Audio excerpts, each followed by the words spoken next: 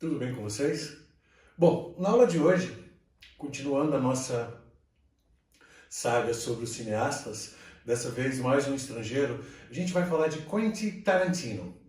Considerado um dos grandes cineastas dos últimos tempos, ele exerceu inclusive as funções de diretor, de roteirista, de produtor e até mesmo de ator. No seu currículo consta mais de 9 filmes escritos e dirigidos por ele. O cara é um fera, hein? O seu nome é trabalho. E o seu trabalho, gente, foi apreciado e é apreciado até hoje por muita gente. Bom, como é que eu identifico um trabalho de Quentin Tarantino? É simples. Ele é dono de um estilo inconfundível, tanto no visual, também no roteiro. Então fica fácil de você identificar. Tá? Inclusive, algumas de suas obras tornaram-se verdadeiros clássicos, imperdíveis. Eu vou deixar no final da aula de hoje uma lista de filmes que você de repente pode procurar para ver. Vale a pena. Bom, e nessa aula também a gente vai procurar desvendar um pouquinho da vida, um pouquinho do dia a dia, um pouquinho do trabalho desse jovem cineasta, desse incrível cineasta, que também é norte-americano. Bom, vamos começar do zero, do ponto de partida. O Quentin Tarantino nasceu no Tennessee, nos Estados Unidos. E, gente, é natural. Logo cedo você já consegue perceber a tendência daquela criança para determinada área. E aos 16 anos, só para você ter ideia, aos 16 anos ele começou a estudar teatro, começou a estudar atuação. Ele queria interpretar. Já por volta dos 22 anos de idade, ele escreveu seu primeiro roteiro, Capitão Flocos de Pêssego e o Bandido de Anchovas. Olha só o nome. Mas esses foram os seus primeiros roteiros, os seus primeiros trabalhos. E se falar em trabalho, um jovem precisa trabalhar, correto? E ele trabalhou numa loja, numa locadora de vídeos. Tá? Foi aí também que ele continuou louco por cinema. O tempo foi passando, e ele encontrou nos roteiros o seu ponto de partida, o seu amor. Tarantino, gente, ele é considerado um dos maiores exemplos de grandes diretores que tem duas curiosidades. Ele nunca estudou cinema e ele não conseguiu terminar o colegial. Traduzindo, ele não conseguiu terminar o ensino médio. Tá? E ainda assim tornou-se um grande cineasta e respeitado e conhecido no mundo inteiro. Bom, e se falando em cineasta conhecido no mundo inteiro, os seus primeiros roteiros também marcaram roteiros assim, de qualidade, né, de força. Eu posso até citar aqui os nomes, são True Romance e Natural Born Killers. Nesses roteiros ele conseguiu vendê-los e aí isso, com a venda desse roteiro, o pessoal começou a se interessar pelo trabalho dele e ele ganhou uma certa representatividade. E ainda nos anos 90, gente, ele conseguiu escrever um roteiro fantástico chamado Cães de Aluguel. E esse roteiro chegou às mãos de um grande nome do cinema, um senhor chamado Harvey Keitel, que se interessou muito pela história e de imediato resolveu produzir esse filme. Pensa, estava aí a oportunidade de Tarantino.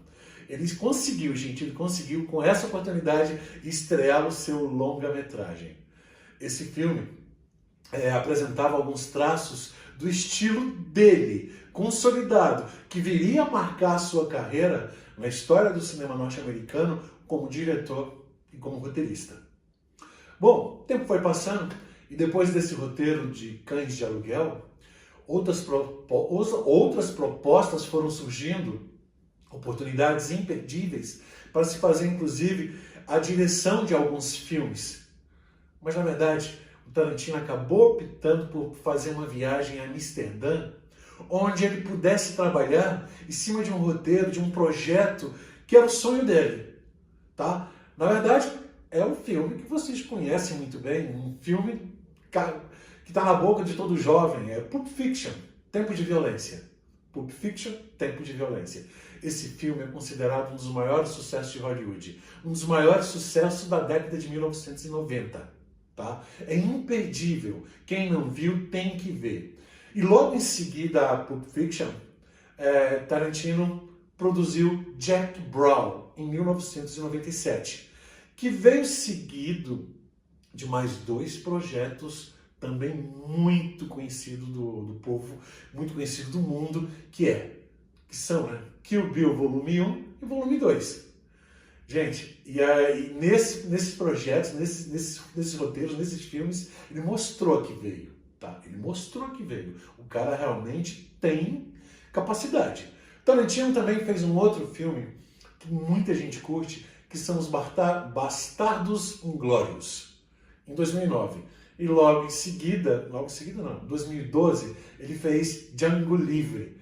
Gente, e recentemente ele nos presenteou com um filme muito bom, também imperdível. Foi agora, ano passado, em 2019, Era Uma Vez em Hollywood, que foi indicado a 10 Oscars, 10 estatuetas. Pensa. Mas ele levou apenas 2. O de melhor ator coadjuvante para o ator Brad Pitt e o de melhor design de produção. Ou seja, o trabalho é bom, né? Então fica aí a dica. Você não pode perder os filmes desse cara, do Tarantino. Você tem que correr atrás e ver pelo menos um, para depois a gente conversar, se você perceber como ele é divertido. Bom, gente, eu preciso lembrá-los também que o nosso amiguinho Tarantino já havia recebido 2 Oscars pelos roteiros de Pulp Fiction e Django Livre, hein? Não podia esquecer disso. Sem contar também que o Tarantino foi indicado a melhor diretor por 3 vezes em toda a sua carreira. Vamos lá? Quais foram as vezes em que ele foi indicado a melhor diretor? Por Pulp Fiction, por Django Livre e Bastardos Inglórios. 3 dicas, hein, galera? Olha, vai por mim. São muito bons. Eu vi e gostei muito. Bom, e continuando, os filmes de Quentin Tarantino, até o nome dele é bonito, né? Possuem marcas, gente, extremamente bem tradicionais, bem significativas, que configura o trabalho desse diretor, desse roteirista, configura uma linguagem bem singular, tá? Extremamente singular. Algo que é como se eu dissesse a vocês, a marca dele é essa. Então, por exemplo, eu consigo encontrar essas marcas, essa linha de trabalho em seus filmes. Então vamos lá, como é que você identifica? É simples. Os diálogos são sempre cheios de referências a filmes e séries cult. Cult são aqueles filmes bem inteligentes, tá? Também as cenas filmadas dentro de carro. Isso que eu estou falando é algo que acontece muito nos seus filmes. Suas narrativas nem sempre são lineares. Esquece um pouco disso, essa ordem cronológica, esquece, hein? Na maioria das vezes não existe isso. Outra, ele sempre faz referência a fases e alguns tipos de cinema que já aconteceu no passado, principalmente, por exemplo, nos anos 60, tá? E outra, gente, você consegue identificar que é um filme de Tarantino. Ele deixa você perceber que ele é apaixonado pelo gênero de Kung Fu e por faroeste. Faroeste, lembram disso? Os Estados Unidos adoram isso. Pois é, essas influências marcaram o seu estilo. E outra, ele também é apaixonado pelo cinema inglês. Tem mais? Como é que eu identifico Tarantino? Violência. As violências são recheadas de bastante sangue, mas muito sangue, gente. Sangue, assim, a perder de vista, tá? O roteiro tem muito diálogo, é cheio de diálogo.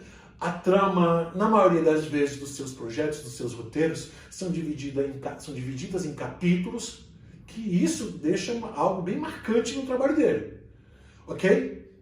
Bom, gente, e agora vamos conhecer o nosso segundo cineasta estrangeiro. Tá?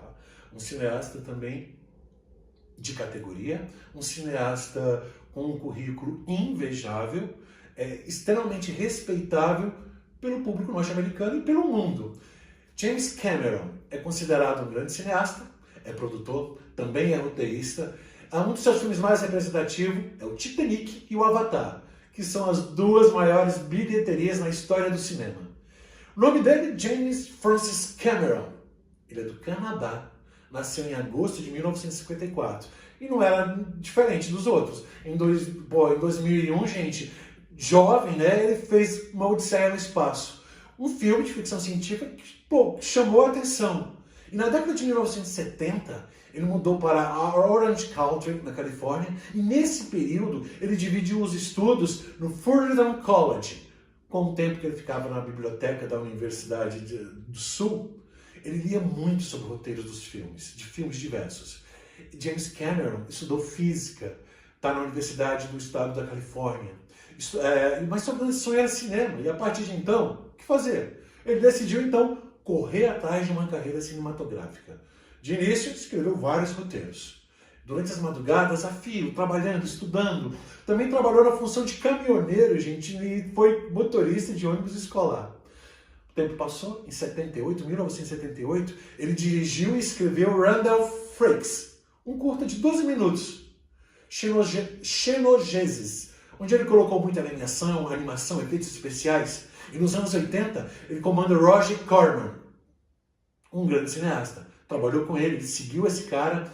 Gente, o tempo passou, James Cameron foi o diretor de um outro longa, Piranhas, Assassinas Voadoras 2. No ano de 81, pela primeira vez, o peso do seu trabalho como diretor se propagou. E depois de alguns transtornos com alguns produtores, ele decidiu que só iria dirigir os seus próprios roteiros.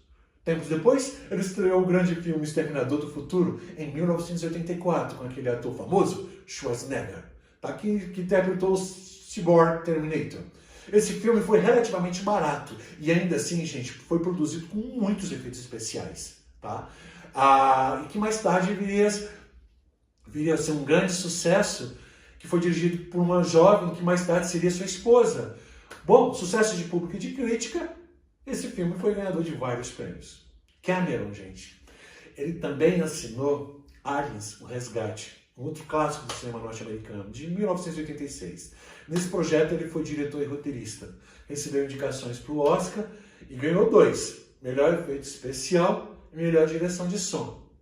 O tempo passou, em 1989, ele criou O Abismo do Segredo. Um filme curioso que poucas pessoas gostaram, tá? Mas fez sucesso. Em 91, ele filmou Exterminador do Futuro 2, O Julgamento Final, que ganhou diversos prêmios, inclusive o Oscar de melhores efeitos especiais. Melhor edição de som, melhor maquiagem, penteado, melhor mixagem, enfim, arrebentou. James Cameron, galera, ficou conhecido e respeitado como um grande profissional na área da ficção, na área dos efeitos especiais. Cameron deixou o mundo pra gente cheio de sucessos. E nós ficamos boquiabertos com a sua grande obra, o Titanic, que era uma obra rica em emoção e romantismo. Vocês lembram que no elenco estavam o Leonardo DiCaprio e a Kate Winslet? Um filme indicado a 14 categorias do Oscar e venceu 11 delas. Pensa! Em seguida veio o Avatar, em 2009, outra novidade tecnológica criada no formato 3D. Pensa novamente. O recurso usado, cara, foi uma imersão no mundo de Pandora. Vocês lembram disso? Cameron tinha ao seu lado, gente, vários especialistas em diversas áreas. Talvez por isso esse filme tenha sido um sucesso e levou 9 indicações e ganhou como, em 2010, ganhou como melhor fotografia, melhor direção de arte, melhores efeitos especiais e ainda assim foi indicado ao Globo de Ouro. E lá ele venceu nas categorias de melhor filme e de melhor diretor. Bom, turminha, chega aqui o final da nossa aula de hoje. Desejo a todos bons estudos, que você curta um pouquinho dos trabalhos de James Cameron, tá? E do Quentin Tarantino. As dicas estão aí, o material está aí, dá uma revisada e bons estudos. Até mais.